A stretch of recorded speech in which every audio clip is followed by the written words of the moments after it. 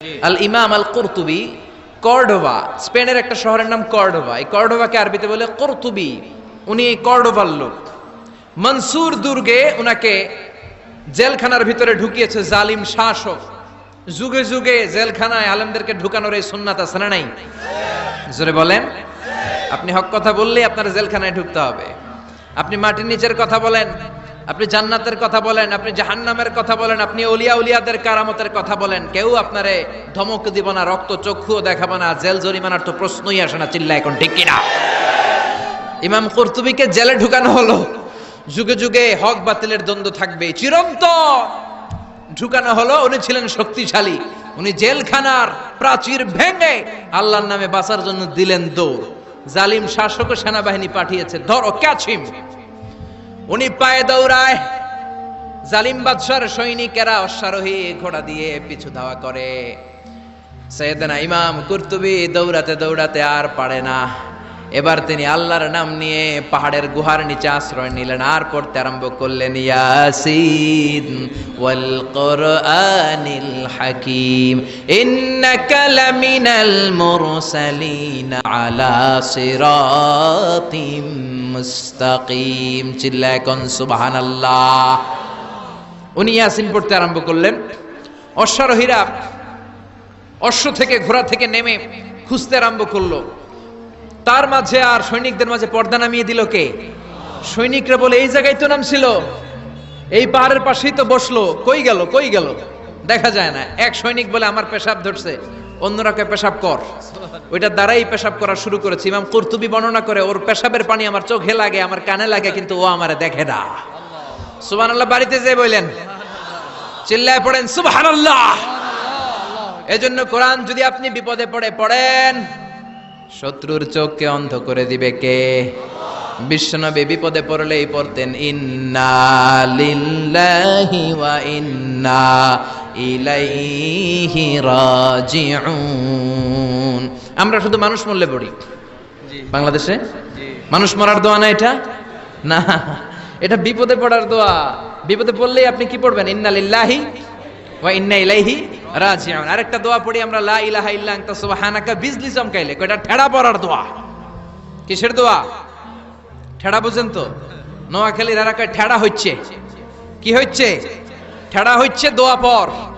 তো এটা আসলে বজ্রপাতের ঠান্ডার এটার দোয়া নয়। বিপদে পড়লেই মুমিন পড়ে ইন্না লিল্লাহি, বিপদে পড়লেই মুমিন পড়ে লা ইলাহা ইল্লা আনতা সুবহানাকা ইন্নী কুনতু মিনাজ জালিমিন। ৭১ পাক হানাদার বাহিনী এদেশের লোকদের উপর অনেক অত্যাচার করেছে, বিশেষ করে হিন্দুদের উপর। হিন্দু পাইলেই গুলি করে মেরে ফেলতো। আর মাশাআল্লাহ এই দেশের সব হিন্দুরা ১৯৭১ সালে কালিমা পড়ে একেবারে টাটকা মুসলমান। পাকিস্তানিরা ধরলেই কয় আমি মুসলমান। এই যে শোনো কালিমায়ে তয়্যিবা লা ইলাহা ইল্লাল্লাহ মুহাম্মাদুর রাসূলুল্লাহ। এক পাক হানাদার বাহিনী এক বাঙালি মুসলমানরে ধরছে। বেটা তুই মুসলমান না হিন্দু? তো মুসলিম আর হিন্দু। বাঙালি কয় মুসলিম। আমি মুসলিম। কয় তাইলে কালিমা কো, সালে কালিমা বাতাও। বাঙালি কয় লা ইলাহা ইল্লা আনতা সুবহানাকা ইন্নী কুনতু মিনাজ জালিমিন। পাকিস্তানি কয় সালে ये तो मुसीबत का কালিমা है। বাঙালি কয় হাম তো भी मुसीबत में है। এটা মুসিবতের কালিমা, আমিও তো মুসিবতে। ৩ সৈনিক ৩ দিক দিয়ে বন্দুক ধরছে। আমার হুঁশ আছে কোন কালিমা কমু আমি নিজেই ভুলে গেছি। এজন্য বিপদে পড়লে আমরা একজনকে ডাকবো, তিনি কে? বিপদে পড়লে সূরা ইয়াসিন পড়বেন। কিন্তু সূরা ইয়াসিন না পড়তে পারলে ডাকাতরা ঠিকই সাইজ করে দিবে। জোরে কোন ঠিক কি না? ওই কোরআন আজও আছে না নাই? এই কোরআনকে ভালোবাসেন তো? ভাল লাগে? এই কোরআনের মায়া লাগে? লাগে লাগে লাগে। পৃথিবীতে যেই বইটা সবচেয়ে বেশি বিক্রি হয়েছে বইটার নাম কি? জোরে বলেন। The best seller book ever in the world, কোরআনে মাজিদ সবচেয়ে বেশি বিক্রি হয়েছে। ছাপাখানায় যেই বইটা সবচেয়ে বেশি ছাপানো হয়েছে পৃথিবীতে, বইটার নাম কোরআন মাজিদ। যেই বইটা সবচেয়ে বেশি বিনামূল্যে বিতরণ হয়েছে, বইটার নাম। আর যেই বইটার বিরুদ্ধে সবচেয়ে বেশি মন্দ কথা বলা হয়েছে, সেই বইটার নামও আল কোরআন। গোটা বিশ্বে আপনি অবাক হবেন, হাফেজে কোরআনের সংখ্যা ৭০ লাখেরও বেশি। আর আমার দেশের হাফেজে কোরআন বিশ্ব সেরা। হাফেজ জাকারিয়া, হাফেজ তারিক, নাজমুস সাকিব, ফজলে রাব্বি আদেল, এরা ইন্টারন্যাশনাল কোন কম্পিটিশনে বসলে কোন বিচারক এদেরকে প্রশ্ন করে আটকাতে পারে না। আগে বাংলাদেশকে চিনতো আমাদের পোশাকের কারণে, চিনতো আমাদের সেনাবাহিনীর কারণে, চিনতো আমাদের 21শে ফেব্রুয়ারির কারণে, চিনতো আমাদের টঙ্গীর ইস্তেমার কারণে। এখন বাংলাদেশে চিনে আমাদের নাজমুস সাকিব, আমাদের হাফেজ জাকারিয়ার কারণে। চিল্লা এখন ঠিক কিনা? আমাদের ক্রিকেটাররা যখন ইন্ডিয়াকে হারিয়ে দেয়, অস্ট্রেলিয়াকে হারিয়ে দেয়, আমাদের প্রিয় প্রধানমন্ত্রী শেখ হাসিনা এয়ারপোর্টে চলে যায় রেড কার্পেট রিসিপশন দেওয়ার জন্য, ঠিক কিনা? মাশরাফিকে লাল গালিচা সংবর্ধনা দেয়, আর টাকা আর পয়সা বাড়ি গাড়ি তো আছেই। কেন দেয়? কারণ তারা বিশ্ব দরবারে বাংলাদেশের সম্মানকে উজ্জ্বল করেছে। আমি বিনয়ের সাথে প্রধানমন্ত্রীর কাছে প্রশ্ন রাখতে চাই, আমাদের ক্রিকেটাররা বিশ্ব দরবারে বাংলাদেশকে উঠালো, আমার হাফেজ নাজমুস সাকিব, জাকারিয়া আন্তর্জাতিক কম্পিটিশনে ফার্স্ট হয়ে বাংলাদেশের সম্মানকে বিশ্ব দরবারে উঠায় নাই? আপনি ক্রিকেটারদের জন্য রেড কার্পেট রিসিপশন দেন, লাল গালিচার সংবর্ধনা দেন, ভালো কথা। আপনি নাজমুস সাকিবকে লাল গালিচার সংবর্ধনা না দেন, একটা লাল গোলাপও তো দিতে পারতেন, একটা ধন্যবাদ তো দিতে পারতেন, সাবাস বলতে পারতেন, ওর পিঠের মধ্যে একটা চাপড় দিয়ে বলতেন, বাবা তোর মতো হাফেজ আমি আমার প্রতি জেলায় জেলায় চাই। যে দেশে হাফেজে কোরআনের সম্মান নাই, ওই দেশে আর বিশ্ববিজয়ে হাফেজে কোরআন জন্মাবে না। ওই দেশে জন্মাবে ডাকাত, টেন্ডারবাজ, দুর্নীতিবাজ, নেতা খাটা। ওই দেশে জন্মাবে এরশাদ শিকদার, ওই দেশে জন্মাবে বদরুলের মতো লোক যারা খাদিজারে কোপাবে। ওই দেশে জন্মাবে পিচ্চি হান্নান, কালা জাহাঙ্গীর আর লতিফ সিদ্দিকীর মতো মন্ত্রী। চিল্লা এখন ঠিক কিনা? যে দেশে কোরআনের মর্যাদা নাই, এদেশের মেয়েগুলো হবে তসলিমা নাসরিনের উত্তরসূরি। ওই দেশে মা খাদিজার মতো মেয়ে জন্মাবে না, ওই দেশে ফাতেমার মতো মেয়ে জন্মাবে না। ওই দেশে জন্মাবে ঐশী, যারা রামদা দিয়ে মায়েরও কুপায়, বাবারও কুপায়। চিল্লায় বলেন ঠিক কিনা? এজন্য বাঁচতে হলে যে কিতাবটার দিকে ফিরে আসতে হবে, কি নাম? চিল্লায় বলেন। কোরআন থেকে প্রেসক্রিপশন নিতে হবে। প্রেসক্রিপশন নিতে হবে কোত্থেকে? জোরে বলেন। কোরআন থেকে প্রেসক্রিপশন না নিলে এই সমাজটারে সুন্দর করা যাবে না। কোরআন থেকে প্রেসক্রিপশন না নিলে আপনার জীবন শুদ্ধ হবে না, সমাজটা শুদ্ধ হবে না, দেশটা দুর্নীতি মুক্ত হবে না। কোরআন থেকে প্রেসক্রিপশন নিলে এদেশে টেন্ডারবাজি থাকবে না, চাঁদাবাজি থাকবে না, হত্যা গুম থাকবে না, বিচারের নামে প্রহসন থাকবে না, স্কাইপি কেলেঙ্কারি থাকবে না, সুদ থাকবে না, ইফটিজিং থাকবে না, 31st নাইটে কোনো মেয়ে ধর্ষিতা হবে না। চিল্লা এখন ঠিক কিনা? কারণ এই কোরআন হচ্ছে it's a problem solving methodology. সব সমস্যার সমাধান হিসেবে কোরআনকে পাঠিয়েছে কে? যত ভেজালে ঝামেলায় সমস্যায় আমরা পড়ি, সমাধান আছে না নাই? সমাধান চাও যদি জীবনে, মরণে ফিরে যাও, খুঁজে নাও চোখ রাখো কোরআনে। পড়েন, সমাধান চাও যদি জীবনে, মরণে। If you want a solution this dunya and akhirah, go back, have a look to the holy Quran. ঠিক কি না? এই কোরআনের পথটা সোজা, কোনো বাঁকাতেরা নাই, কোনো চৌমুহনী নাই, কোনো স্টপেজ নাই, ডানে বাঁয়ে কোনো মোড় নাই, স্ট্রেট ফরওয়ার্ড। এই সিরাতুল মুস্তাকিম কোরআনের পথে যদি একবার কোরআনের হাইওয়েতে উঠে যেতে পারেন, এই হাইওয়েতে আপনি উঠবেন দুনিয়াতে, আর বের হয়ে যাবেন জান্নাতুল ফেরদাউস দিয়ে। কোন সুবহানাল্লাহ। এই জন্য এই কোরআনের পক্ষে থাকতে আমরা রাজি আছি না নাই? সবাই রাজি আছেন? এই জন্য কোরআনের বিরুদ্ধে যারা থাকবে ওদের কোনো লাভ হবে? কোরআনের বিরুদ্ধাচরণ করে এর আওয়াজকে কেউ বন্ধ করতে পারবে? এই কোরআনের ভেতরে কোনো ভুল আছে, সন্দেহ আছে, সংশয় আছে? থাকবে কেমনে? কারণ পাঠাইছে কে? যালিকাল কিতাব লা রাইবা ফি হুদাল লিল, this is the book whereof there is no doubt in it and a guidance to those who are muttaqin. এটা এমন কিতাব যে একটাও ভুল নাই, একটাও সন্দেহ নাই, একটাও সংশয় নাই। চিল্লায় পড়েন আল্লাহু আকবার। ব্রিটিশরা 200 বছরের পরাধীনতার জিনজির আমাদেরকে পড়ালো। চলে যাওয়ার আগে তারা চাইলো ভারতবর্ষ থেকে কোরআন দূর করবে, কিন্তু কেমন করে করবে? 11 সদস্যের একটা কমিটি রেখে গেল। দেখো, how to destroy the Holi book Quran from Indian subcontinent. 11 সদস্যের কমিটি রিপোর্ট করলো, ভারতবর্ষ থেকে কোরআন দূর করতে চাইলে ভারতে যত কোরআন আছে সব কোরআন আগুন দিয়ে জ্বালায় দেন। বুঝে শুনে উত্তর দিবেন। কোরআনের এই যত কপি সুলাইমানিয়া বুক হাউসে আছে, কোরআনের যত কপি বাংলাদেশে যত পাবলিকেশনসে আছে, পাকিস্তানে আর ইন্ডিয়াতে আছে, সবগুলো কপি একসাথে আগুন দিয়ে জ্বালাই দিলে কোরআন শেষ? শেষ? আমার হাফেজদের কলিজায় কোরআন আছে না নাই? ওদের রিপোর্টটা ঠিক কিনা দেখার জন্য 33 সদস্যের আরেকটা কমিটি পাঠালো ইংল্যান্ড থেকে। ওরা ভারতে 3 মাস থেকে রিপোর্ট করলো, the previous report was absolutely রং। আগের রিপোর্টটা ছিল ভুল। Because the people of Indian subcontinent, they don't just write down the Quran in the blank pages, they memorize the Quran in their heart. Bharatvarsha, Bangladesh, পাকিস্তানের লোকেরা কোরআনকে সাদা কাগজের প্রিন্টে শুধু ছাপায়া লিখে রাখে না, তারা তাদের সিনার মধ্যে কোরআন হেফজ করে রাখে। চিল্লা এখন ঠিক কিনা? ভারতবর্ষ থেকে যদি কোরআন দূর করতে হয়, আমার হাফেজে কোরআনদের গলা কেটে রক্তের গঙ্গা বইয়ে দিতে হবে, তা না হলে বিশ্ব থেকে কোরআন দূর করা যাবে না। চিল্লা এখন ঠিক কিনা?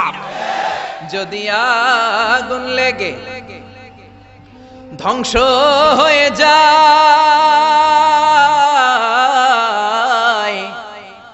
ধ্বংস হয়ে যায়, যদি আগুন লেগে যায় পুড়ে যায় পৃথিবীর সব বইয়ের দোকান, বিশ্ব থেকে হারাবে না পবিত্র কোরআন, বিশ্ব থেকে হারাবে না পবিত্র কোরআন। আল্লাহু আকবার। আপনি আগুন জ্বালায় দিতে পারেন, কিন্তু আমাদের হাফেজদের কলিজার ভেতরে কোরআনকে সংরক্ষণ করে দিয়েছে কে? এজন্য রাব্বুল আলামিন বলেন, ইন্না নাহনু নাযালনা যিকরা ওয়া ইন্না লাহু লাহাফিজুন। আমি আল্লাহ এই কোরআনুল কারীমকে নাজিল করেছি, আর এই কোরআন সংরক্ষণের দায়িত্ব আমি আল্লাহ নিজেই নিয়েছি। পড়েন সুবহানাল্লাহ। ফ্রান্সের বিখ্যাত surgeon doctor Morris Bucaille, doctor Morris Bucaille ছিলেন মমি স্পেশালিস্ট, ফ্রান্সের বিখ্যাত সার্জন। 1980 সালে মক্কা শহরে একটা এডুকেশন কনফারেন্স হয়েছিল। সেখানে কনফারেন্সে যোগদান করে আরব অনেক শায়েখদের সাথে তিনি পরিচিত হয়েছেন। সেখানে তিনি শুনেছেন আরব শায়েখরা চ্যালেঞ্জ করে বলেছে কোরআনে কোনো ভুল নাই। আল্লাহ চ্যালেঞ্জ দিয়েছে, পারলে ভুল বের করে দেখাও। মরিস বুকাইলি কনফারেন্স শেষে ফ্রান্সে এসে বলে, কি বলে? পৃথিবীর সব বইয়ে ভুল আছে, আমার বাইবেলের ভিতরেও কত গোজামিল, আর কোরআনের ভিতরে বুঝি ভুল নাই? আমি ফ্রান্সের বিখ্যাত সার্জন ডক্টর মরিস বুকাইলি কোরআনের ভুল ধরে ছাড়ব। কিন্তু ভুল ধরার জন্য খুলে দেখে কোরআন আরবি ভাষায় লেখা। কোন ভাষায়? কথা বলেন, আরো জোরে বলেন। আরবি ভাষায়। সে তো আরবি বুঝে না। ফোন করলো সৌদি আরবের এক প্রফেসরকে, যে আমি প্রত্যেক সামারে 2 মাসের ছুটি পাই, প্রতি বছর আমি 2 মাস শেষে আরবি শিখতে চাই। সৌদি শায়েখ ভাবছে কোরআন বোঝার জন্য, আসলে বোঝার জন্য না। শিখতে চায় কেন? জোরে বলেন। ভুল ধরার জন্য। 5 বছর সে সৌদি আরবে এসে তার ছুটির সময়টা সে সৌদি আরবে কাটিয়ে 5 বছরে আরবি ভাষা শিখেছে। হেদায়েতের জন্য নয়, ভুল ধরার জন্য। 5 বছর শেষ। এবার সে কোরআন খুলে দেখে বিসমিল্লাহির রহমানির রহিম থেকে সূরা নাস পর্যন্ত যাই পড়ে তাই বুঝে, এমন আরবি শিখছে।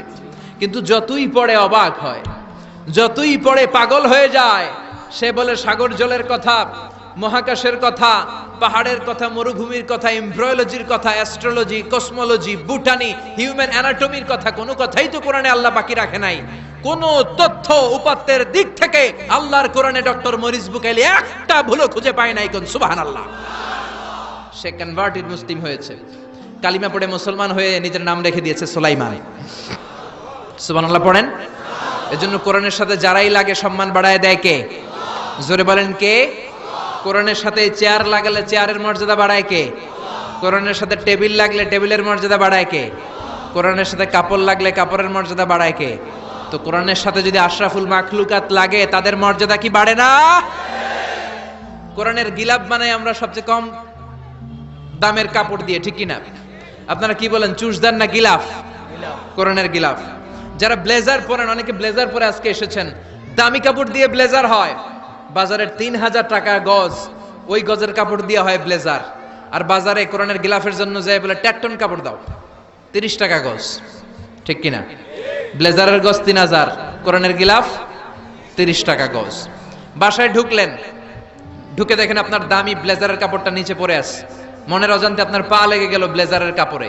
এই বাংলার জমিনে এমন কোন আহাম্মক কি আছে নাকি ব্লেজার ধরে চুমু খাবে? আছে? ঘরে ঢুকলেন, ঢুকে দেখেন চান্দোলা বাজারের সবচেয়ে পুরাতন কাপড়, টেট্টন কাপড়ের 30 টাকা গজের ওই কাপড় দিয়ে, যেটা দিয়ে কোরআনের গিলাফ বানানো হয়েছে, ওই গিলাফটা জমিনে পড়ে আছে। মনের অজান্তে আপনার পা লেগে গেল গিলাফে। চুমু খাবো কি খাবো না? জোরে বলেন, খাবো কি খাবো না? এই কাপড়ে চুমা দেন কেন? এটা তো কম দামি, এটা তো টেট্টনের কাপড়। 3000 টাকা গজের কাপড়ে চুমা দেন নাই, 30 টাকা টেট্টনের কাপড়ের দাম এত বেড়ে গেল। এর মুআজিজাটা হচ্ছে কোরআনের মুআজিজা। টেট্টন কাপড় যদি কোরআনের সাথে লাগলে মর্যাদা বেড়ে যায়, আশরাফুল মাখলুকাত যদি কোরআনের সাথে লাগে, তার মর্যাদাকে আকাশচুম্বী করে দিবে কে? আল্লাহ। এই কোরআন আমাদের প্রাণ, এই কোরআন আমাদের জান। এই বাংলার জমিনে কোরআনের আইন চালু হোক, আমরা চাই কি চাই না? যারা কোরআনের বিরুদ্ধে কথা বলবে ওদের সাথে আমাদের কোনো সম্পর্ক? আল কোরআনের বিরুদ্ধে একটা আইনও বানালে ওই আইন আমরা মানব না। চিল্লায় বলেন ঠিক কিনা? আমরা এই কোরআনকে বুকে ধারণ করতে চাই। রাজি আছো মুসলমান? হাত তুলে আল্লাহর দেখা। ও আল্লাহ, open for us the door of your mercy. আল্লাহ আমাদের জন্য আপনার সব রহমতের দরজাগুলো খুলে দেন, কারণ মসজিদে ঢুকলেই রহমত দেয় কে? আর মসজিদ থেকে যখন বের হই তখন রহমত নয়, তখন পাওয়া যায় ফদল। যে ফদলের কথা আল্লাহ ইয়াতে বললেন, ওয়াবতাগু মিন ফাদলিল্লাহ। এই ফদল মানে হচ্ছে রিজিক। তাই মসজিদ থেকে যখন বেরোই কোন পা দিয়ে বেরোই? আর কি দোয়া পড়ি? আওয়াজ করে বলেন, আল্লাহুম্মা ইন্নী আসআলুকা মিন ফাদলিক। মানে হে আল্লাহ, আমি আপনার কাছে আপনার ফদল চাই, রিজিক চাই। দুনিয়ার কেউ রিজিক দিতে পারে না, রিজিক দিতে পারে কে? এই রিজিক আমি আপনার কাছে চাই। আবার আল্লাহ বললেন, হুয়াল্লাযী জাআলা লাকুমুল আরদা যালুলা ফামশু ফি মানাকিবিহা ওয়া কুলু মির রিজকি ওয়া ইলাইহিন নুশুর। তিনি তো এমন সত্তা যিনি তোমাদের জন্য জমিনটারে বানিয়েছেন সাহালাতুল মাসালিক, সহজে হাঁটা যায়, চলা যায়, চারা বীজ রোপণ করা যায়, চাষাবাদ করা যায়। আল্লাহ বললেন, জমিনের আনাচে কানাচে ঘুরে বেড়াও, জমিনের মধ্যে তোমাদের জন্য রিজিক রেখে দিয়েছে কে? এই জমিনের সব জায়গায় রিজিক আছে। আপনি জমিনের পাহাড়ে যাবেন, পাহাড়েও রিজিক আছে। জানেন পাহাড়ে কি চাষ হয়? হ্যাঁ, জুম চাষ হয়। বাংলাদেশের পাহাড়ে জুম চাষ হয়, আর মালয়েশিয়ার পাহাড়গুলোতে সব চাষ হয়। মালয়েশিয়া একটা জায়গা আছে ক্যামেরুন হাইল্যান্ড, ভাই গেছিলেন নাকি? 6000 ফিট উপরে, ঠান্ডা, প্রচন্ড ঠান্ডা। আমি প্রায় যাই, ওখানকার চা বাগানের স্নিগ্ধ হাওয়া আমাকে টানে খুব, বাতাসটা খুবই ক্লিন, ভাল লাগে। ওই ক্যামেরুন হাইল্যান্ডে 6000 ফিট উপরে ওরা করেছে ফুলের বাগান, ফলের বাগান, চায়ের বাগান, স্ট্রবেরির বাগান, মধুর চাষ করে। আর এই 6000 ফিট উপরে এই ভেজিটেবলস আইটেমগুলো দিয়ে তারা পুরো মালয়েশিয়ার খাদ্যদ্রব্যের যত সংকট, সব সংকট তারা দূরীভূত করেছে। সুবহানাল্লাহ পড়েন। তো ওনারা পাহাড়ের উপর চাষ করে, আর আমরা সমতল জায়গায় চাষ করতে চাই না। চাষাবাদ করতে আমাদের লজ্জা লাগে। কি লাগে? যুবক ভাইয়েরা, কাজে কোনো লজ্জা নেই। কাজে কি নেই? পরিশ্রমে লজ্জা নেই। লজ্জা হচ্ছে অলসতায়, লজ্জা হচ্ছে অকর্মণ্যতায়। আমরা কাজ করে খেতে চাই, পরিশ্রম করে খেতে চাই। রাজি আছো সবাই? এখন অনেকে রুফ গার্ডেনিং করে। রুফ গার্ডেনিং মানে ছাদের, বাসার ছাদের উপরে কি সুন্দর পেঁপে গাছ, আম গাছ। আমি নিজে দেখেছি, নিজেরা খায়, আশেপাশের প্রতিবেশীদের সবাইকে দেয়, বাজারে বিক্রিও করে। নিউ আইডিয়া, রুফ গার্ডেনিং করো। তারপর একসাথে হাঁসের চাষ হয়, পানিতে হাঁসগুলো ভেসে বেড়ায়, আর নিচে মাছের চাষ হয়। এরকম অনেক যুবক আছে যারা এগুলো করে করে স্বাবলম্বী হয়েছে। আমরা এগুলো করতে চাই না, আমাদের লজ্জা লাগে। আমাদের হোটেলের মেসিয়ারি করতে লজ্জা লাগে, ছোট্ট ফুচকার দোকান দিতে আমাদের লজ্জা লাগে, কিন্তু বিশ্বনবীর ছাগল চড়াতে কোনো লজ্জা লাগতো না। কাজে কোনো লজ্জা আছে? লজ্জা কিসে তাইলে? অলসতায়। আওয়াজ করে বলো, লজ্জা কিসে? অলসতা করা যাবে না। অলসতাকে আজকের প্রোগ্রাম থেকে আমরা না বলে দিব। অলসতাকে আমরা কি বলবো? নো। আমরা অলস হতে চাই না, আমরা খেটে খেতে চাই। পরিশ্রমের ঘামের লোনা পানিতে জন্ম নেয় সফলতার বীজ। আমরা সফল হতে চাই, ঠিক কিনা? এজন্য অলসতা করা যাবে না, কাজ করতে হবে। আল্লাহ রাসূল সাল্লাল্লাহু আলাইহি ওয়াসাল্লাম এবং সাহাবারা আমাদেরকে কাজের প্রতি উৎসাহিত করেছেন। সৈয়দনা ওমর ফারুক রাদিয়াল্লাহু তাআলা আনহু নাম শুনেছেন? কত নাম্বার খলিফা? সবাই বলেন। 1 নাম্বার খলিফার নাম কি? 2 নাম্বার খলিফার নাম? 3 নাম্বার? 4 নাম্বার? রিদওয়ানুল্লাহি তাআলা আলাইহিম আজমাইন। ওমর ফারুক সাধারণ কোন সাহাবী ছিলেন না, তিনি এমন সাহাবী ছিলেন, বিশ্বনবী সাল্লাল্লাহু আলাইহি ওয়াসাল্লাম বলেছেন আমার পরে কোনো নবীও নাই, রাসূলও নাই, তবে আমার পরে যদি কেউ নবী হতো আমার ওমর নবী হয়ে যেত। বিশ্বনবী বলছেন লা নবিয়্যা বা'দি ওয়ালা রাসূলা, আমার পরে কোনো নবী নাই, রাসূল নাই। লাউ কানা বা'দি নাবিয়্যুন লাকানা উমর, তবে আমার পরে যদি নবী হওয়ার কোয়ালিটি আমার কোন সাহাবীর মধ্যে থেকে থাকে, আমার ওমরের মধ্যে সেই কোয়ালিটি আছে। ওমরে ফারুক রাদিয়াল্লাহু তাআলা আনহু দ্বিতীয় খলিফার নাম কি ছিল? সবাই বলেন কি নাম? সৈয়দনা ওমর ফারুক রাদিয়াল্লাহু তাআলা আনহু। এরা খুব ভয় পেত। কারা? মুনাফিক চিনেন তো? ভিতরে এক বাইরে আরেক, তার নাম? সবাই বলেন ভিতরে এক বাইরে আরেক, তার নাম মুনাফিক। ইউযহিরু খিলাফা মা ইউবতিন, আরবিতে কি বলে? ইউযহিরু খিলাফা মা ইউবতিন, প্রকাশ করে একটা ভিতরে আরেকটা।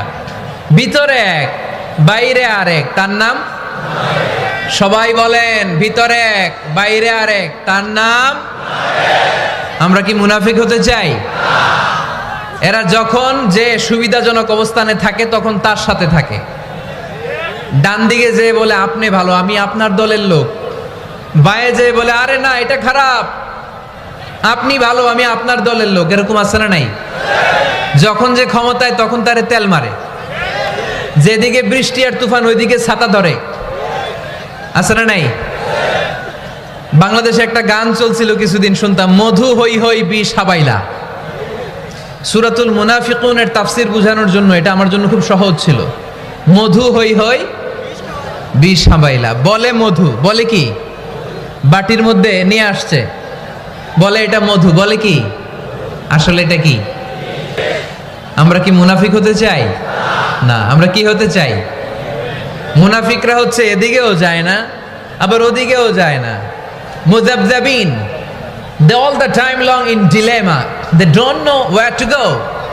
They don't know where to proceed. কোন দিকে যাবে জানে না, ডানেও না বায়েও না। নেহি এদার নেহি ওদার, দারমিয়ান মে সাদার বাদার। এরকম আছে না? উপর দিয়া ফিটফাট, ভিতর দিয়া সদরঘাট। সদরঘাট এখনো ফিটফাট হয় নাই। তো এই মুনাফিকের অবস্থা হচ্ছে উপরে ফিটফাট, ভিতরে সদরঘাট। আমরা কি মুনাফিক হতে চাই? কি হতে চাই? মুমিন হতে চাই। এই মুনাফিকের দলগুলো মদিনাতুল মুনাওয়ারাতে ওমরে ফারুককে খুব ভয় পেত। ওমরে ফারুককে দেখলে তারা থারথার করে কাঁপতো। শুধু মুনাফিকরাই নয়, খোদ ইবলিস শয়তানও সাইয়েদনা ওমরে ফারুককে দেখলে ভয় পেত। আমরা আমাদের ছেলে মেয়েদেরকে যদি খাবার না খায় আমরা কি বলি? আম্মু খাবার খাও। কি আসবে? ভূত আসবে, বিড়াল আসবে, বাঘ আসবে। এগুলো গাজীপুরে বলে না বোধহয়। আপনাদের ছোট্ট মেয়েটা যদি রাত্রে খেতে না চায়, আপনারা লোকমা তুলে কি বলেন? এই তাড়াতাড়ি খাও। কি আসবে? ভূত। ভূত আসবে। তো মদিনার সমাজে মদিনার ছোট্ট কচিকাচা সোনারমণিরাও রাতে খেতে চাইতো না। মদিনাতুল মুনাওয়ারার মায়েরা রাত্রিবেলা খাবার নিয়ে বাচ্চাদেরকে বলতো, মা তাড়াতাড়ি খাও, হা হুয়া ইয়াতি উমর, ওই যে উমর আসতেছে। উমর ইসলামের দ্বিতীয় খলিফা।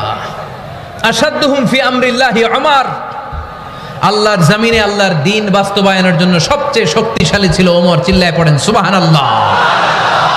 এই ওমরে ফারুক রাদিয়াল্লাহু তাআলা আনহু যে রাস্তা দিয়ে হাঁটতো, শয়তান ওই রাস্তা রেখে দিয়ে অন্য রাস্তা দিয়ে হাঁটতো। মা সালাকা শাইতানু ফাজ্জান সালিকান ইল্লা সালাকা ফাজ্জান গায়রা ফাজ্জিক। বিষ্ণু বলছেন, ওমর, শয়তান তোমারে দেখে এত ভয় পায়, তুমি যে রাস্তা দিয়ে হাঁটো শয়তান তোমারে দেখলে ওই রাস্তা রেখে দিয়ে অন্য রাস্তা দিয়ে হাঁটে। চিল্লায় পড়েন সুবহানাল্লাহ।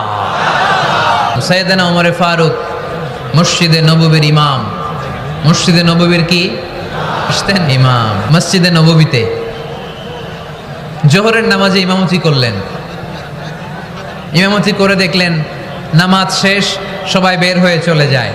এটাই ইসলামের নিয়ম, ঠিক কি না? ফাইদা কুদিয়াতিস সালাতু ফান্তাশিরু ফিল আরদ ওয়াবতাগু মিন ফাদলিল্লাহ। নামাজের সময় খেয়ে ফেলাইছি, নামাজের সময়, কাজের সময়, নামাজের সময়, কাজের সময়।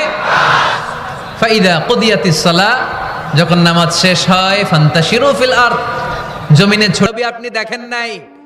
আপনি যে কিবলামুখী হয়ে নামাজ পড়তেছিলেন, আপনার কেরাত শুনে জিনেরা মুসলমান হয়েছে, মানুষদেরকে দাওয়াত দিতে এসেছেন, ওরা দাওয়াত কবুল করে নাই, তো কি হয়েছে? একদল জিনকে আমি মুসলমান বানিয়ে দিয়েছি গো নবী।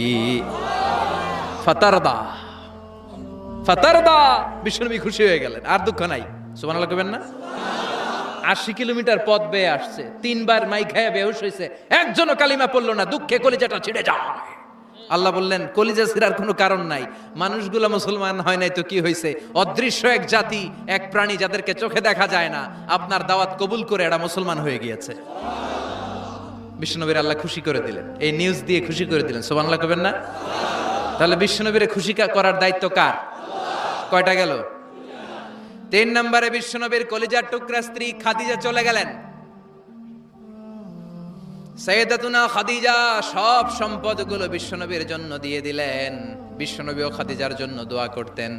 বিশ্বনবী বলছেন, আল্লাহ কিয়ামতের দিন, যেদিন বন্ধু বন্ধুরে চিনবে না, বাবা ছেলেরে চিনবে না, পীর সাহেব মুরিদরে চিনবে না, ওই কঠিন বিপদের দিনে আমি আমার খাদিজারে যেন ভুলে না যাই। এই দুনিয়ার বুকে একটা মহিলাকে আরশের উপর থেকে আল্লাহ সালাম জানিয়েছেন, মহিলাটার নাম হলো খাদিজাতুল কুবরা তাহেরা। এই কলিজার টুকরা স্ত্রী চলে গেল, বিদায় নিলেন। বিশ্বনবীর কলিজাটা ভেঙে যায়, খান খান হয়ে যায়। যেই চাচা বিশ্বনবীর এত লালন পালন করলো, আদর যত্ন করলো, আবু তালেব, এই আবু তালেবও ঈমান না এনে দুনিয়া থেকে বিদায় নিল। শেল্টার দেওয়ার, আশ্রয় দেওয়ার বিশ্বনবীর এই দুইটাই জায়গা ছিল মক্কায়। এখন আর নবীরে কেউ শেল্টার দেয় না, এখন আর নবীরে কেউ শেল্টার দেয় না। নবীর হৃদয়টা ভেঙে খান খান, কই যাবে, কি করবে? কিন্তু আরশের উপর থেকে নবীর কষ্ট দেখে কে? আল্লাহ বললেন, নবী দুনিয়াতে কষ্ট, চলে আসেন, উপরে চলে আসেন। সুবহানাল্লাযী আসরা বিআবদিহি লাইলাম মিনাল মাসজিদিল হারামি ইলাল মাসজিদিল আকসা। এই দুনিয়ায় থাকার দরকার নাই, আমি আপনার আরশের মেহমান বানিয়ে মেরাজের মেহমান হিসেবে আপনার আরশের উপরে কবুল করে নিলাম। চিল্লায় কোন সুবহানাল্লাহ। দুনিয়ার বুকে রাখেন নাই, সারপ্রাইজ দেওয়ার জন্য আল্লাহর আরশে তুলে নিলেন। চিল্লায় বলেন আল্লাহু আকবার। ফাতারদা, বিশ্বনবী খুশি হয়ে গেলেন। যেখানে বিশ্বনবীর মন খারাপ, বিশ্বনবীর মন ভালো করে দেওয়ার দায়িত্ব কার?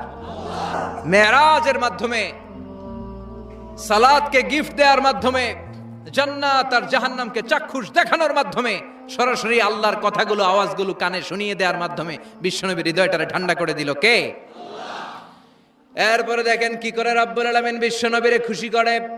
মক্কার জমিনে আর থাকতে পারে না বিশ্বনবী, যেখানেই থাকুক, যেখানেই যাবে, ওখানেই মুহাম্মদ রে মার। মক্কার সবাই যখন একত্রিত হয়ে গেল, মক্কায় কোথাও থাকার যখন বিশ্বনবীর জায়গা নাই, বিশ্বনবীকে মদিনার মতো চমৎকার জায়গায় হিজরতের ব্যবস্থা করে দিল কে? ফাতারদা ওয়ালা সাউফা ইউতিকা রাব্বুকা। অচিরেই আপনার রব এমন এমন সুব্যবস্থা করে দিবে, এমন এমন বিষয় আপনার জীবনে এনে দিবে, আপনার জীবনটা ঠান্ডা হয়ে যাবে, আপনি খুশি হয়ে যাবেন। ও নবী, হতাশ হবেন না, নিরাশ হবেন না, ভরসা রাখবেন কার উপর? চিল্লায় বলেন কার উপর? মক্কায় যখন বিশ্বনবী থাকতেন, তিনি কাবার দিকে হয়ে নামাজ পড়তেন, কিন্তু মদিনায় যাওয়ার পরই আল্লাহ কেবলা চেঞ্জ করে দিলেন। বিশ্বনবীর ভাল লাগে না, বিশ্বনবীর মনে চায় ওনার বংশের গোড়া যেখানে ইসমাইল আলাইহিস সালাম ছিলেন, সাইয়েদনা ইব্রাহিম এসেছিলেন, ওই মক্কায় যদি কেবলাটা থাকতো কতই না ভালো হতো। ইহুদিরা যে দিকে নামাজ পড়ে, বিশ্বনবী ওই দিকে হয়ে নামাজ শুরু করলেন। কোন বর্ণনায় 16 মাস, কোন বর্ণনায় 17 মাস বিশ্বনবী নামাজ পড়ে, কিন্তু অন্তর ভালো লাগে না। قد نرى تقلب وجهك في السماء فلنولينك قبلة ترضاها فول وجهك شطر المسجد الحرام। আল্লাহ বললেন, নবী আমি বুঝি আপনি নামাজ পড়েন, আর নামাজের পরে আকাশের দিকে তাকান যে আমি কিছু কই কিনা। সুবহানাল্লাহ কয় না? আমি কেবলা পরিবর্তনের ব্যাপারে কোনো আয়াত পাঠাই কিনা। নবী, আপনার দরদ, আপনার কষ্ট আমি বুঝতে পেরেছি। 17 মাস আপনারে পরীক্ষা করলাম, আর না, আমার আর সহ্য হয় না। কালকে থেকে কাবার দিকে আপনার কেবলা পরিবর্তন করে নামাজ শুরু করে দেন গো নবী। ফাওয়াল্লি ওয়াজহাকা শাতরাল মসজিদিল হারাম টু দ্য ডাইরেকশন অফ কিবলা। যেখানেই থাকেন না কেন, হাইসুমা কুনতুম ফাওয়াল্লু উজুহাকুম শাতরা, এখন থেকে যেখানেই থাকেন আর বাইতুল মুকাদ্দাসের দিকে নয়, কাবার দিকে মুখ ফিরিয়ে নামাজ পড়বেন। কবুল করে নিব কে? ওয়ালা সাউফা ইউতিকা রাব্বুকা, অচিরে আপনার রব আপনার এমন এমন জিনিস দিবে আপনি খুশি হয়ে যাবেন। খুশির ঠেলায় আহা, আর দুঃখ থাকে না, একটার পর একটা দুঃখ, ঝঞ্ঝা, কষ্ট, বাধা আসতে থাকে, আর আল্লাহ সেইটাকে শান্তি আর ভালোবাসার সমীরণ বাতাসে পরিণত করে দেয়। চিল্লায় বলেন ঠিক কিনা? এরপরে মদিনাতে যে উম্মতের জন্য টেনশনের শেষ নাই। বসে বসে বিশ্বনবী ভাবে, আগের জামানার উম্মতেরা কেউ হায়াত পেয়েছে 500 বছর, কেউ পেয়েছে 1000 বছর, কেউ পেয়েছে 2000 বছর, আর আমার গুনাহগার উম্মতের অবস্থা বিশ্বনবী নিজেই বলেছেন, আমারু উম্মতি মা বাইনা 60 ইলা 70, আমার উম্মতের গড় বয়স হবে 60 থেকে 70 বছর। 60 থেকে 70-এর মধ্যে আমরা সব মইরা শেষ, ঠিক কি না? সাভারের কি অবস্থা? 120 বছর 30 বছর নাকি? হ্যাঁ, 60-70-এর মধ্যেই শেষ। বিষ্ণু বললেন, আমারু উম্মতি মা বাইনা 60 ইলা 70, আমার উম্মতেরা 60 থেকে 70-এর মধ্যে মরে যাবে, আর আগের উম্মতেরা 500-700 বছরে ইবাদত করে করে ওরা তো আগে জান্নাতে চলে যাবে। কি কষ্ট বিশ্বনবীর হৃদয়ের ভিতরে। আল্লাহ বললেন, নবী টেনশন নিয়েন না, আগের উম্মতেরা হায়াত পেয়েছে 1000 বছর, 1500 বছর বেশি ইবাদত করেছে। আপনার উম্মতেরা হায়াত পাবে 60 বছর 70 বছর, কিন্তু এমন জিনিস এখন আপনারে দিয়ে দেব, আপনার উম্মত সব উম্মতের উপর ফাস্ট হয়ে যাবে। ইন্না আনজালনাহু ফি লাইলাতিল কদরি ওয়া মা আদরাকা মা লাইলাতুল কদর, লাইলাতুল কদরি খায়রুম মিন আলফি শাহর। সুবহানাল্লাহ। লাইলাতুল কদরি খায়রুম মিন আলফি শাহর। ও নবী, আগের উম্মতের কাউরে আমি লাইলাতুল কদর দেই নাই, কদরের রাত দেই নাই, আর এই কদরের রাত হচ্ছে খায়রুম মিন আলফি শাহর, 1000 মাসের চেয়ে সেরা। ওরা সারা বছর ইবাদত করে যা করতে না পারছে, আপনার উম্মতরা এই কদরের রাতে এক রাত ইবাদত করবে, 1000 রাত ইবাদতের সমান সওয়াব হয়ে যাবে। এরপরে বিশ্বনবী বদরের প্রান্তরে কষ্ট পায়, আল্লাহ বিজয় দিয়ে খুশি করে দিলেন। ওহদের প্রান্তরে বিজয় দিয়ে খুশি করে দিলেন। মক্কা বিজয়ের মধ্য দিয়ে পুরো মক্কার সব ক্ষমতা বিশ্বনবীর পায়ের নিচে এনে খুশি করে দিলেন। মক্কা বিজয় করে ফেললেন বিশ্বনবী, কিন্তু একজনেরও মারেন নাই, বড় বড় কয়েকটা যুদ্ধাপরাধী ছাড়া বাকি সবাইরে মাফ করে দিলেন। বিশ্বনবী বললেন, লা তাসরিবা আলাইকুমুল ইয়াউম ইযহাবু আনতুমুত তুলাকা। সবগুলা ভয়ে কাঁপতেছিল। গোটা বিশ্বের ঐতিহাসিকরা অবাক হয়ে গেলেন। In the long history of the world there is no instance of magnanimity and forgiveness which was shown by Muhammad when all of his enemies laid under his feet and he forgave them one and all. পৃথিবীর ইতিহাসে ক্ষমার এরকম নজির আর দৃষ্টান্ত কেউ দেখাতে পারে নাই। যে শত্রুরা তাকে মারার জন্য ওত পেতেছিল, এলাকা থেকে বহিষ্কার করে অন্য এলাকায় পাঠিয়ে দিল, ঘর বাড়ি সব নষ্ট করে দিল, তিনি যখন ওই এলাকা বিজয় করলেন, সবাই পায়ের নিচে দাঁড়িয়ে কাঁপছিল। বিশ্বনবী বললেন, কোনো আক্রোশ নাই, কোনো প্রতিশোধ নাই, তোদেরকে মাফ করে দিলাম। একটার পর একটা বিজয় দিয়ে বিশ্বনবীরে খুশি করে দিল কে? এজন্য রব্বুল আলামিন বলেন, ওয়ালা সাউফা ইউতিকা রাব্বুকা ফাতারদা। ও নবী, কাফেররা বলে আল্লাহ আপনারে সাইরা দিছে, কাফেররা বলে আল্লাহ আপনারে ভুলে গেছে। উম্মে জামিল বলে আপনার শয়তান আপনার কাছে আসে না, আমি নাকি আপনারে চিনি না। ও নবী, ভয় পাবেন না, হতাশ হবেন না, নিরাশ হবেন না, ভরসা রাখবেন কার উপর? ওয়ালা সাউফা ইউতিকা রাব্বুকা, অচিরেই আপনাকে এমন এমন জিনিস আপনার রব দিবে, আপনি খুশি হয়ে যাবেন। চিল্লায় কোন সুবহানাল্লাহ। এরপর আল্লাহ বললেন, নবী এখানেই শেষ নয়, আমি আপনাকে দেব ওয়াসিলা, আল ফাদিলা, ওয়াবা'আথহু মাকামাম মাহমুদা। সুবহানাল্লাহ। ওয়াসিলা দিবেন, ফাদিলা দিবেন, মাকামে মাহমুদ দিবেন। সুবহানাল্লাহ কইবেন না? আবার বললেন, ইন্না আ'তাইনাকাল কাউসার ফাসাল্লি লিরাব্বিকা ওয়ানহার ইন্না শানিআকা হুয়াল আবতার। সুবহানাল্লাহ। ও নবী, ইন্না আ'তাইনাকাল কাউসার, আমি আপনারে আল কাউসার দান করব। কাউসার দান করব কিয়ামতের দিন, আপনি টেনশন নিয়েন না। এই কাউসারের পানি, হাউজে কাউসারের পানি আহলা মিনাল আসাল, মধুর চাইতেও মিষ্টি। আবিয়াদু মিনাল লাবান, দুধের চাইতেও সাদা।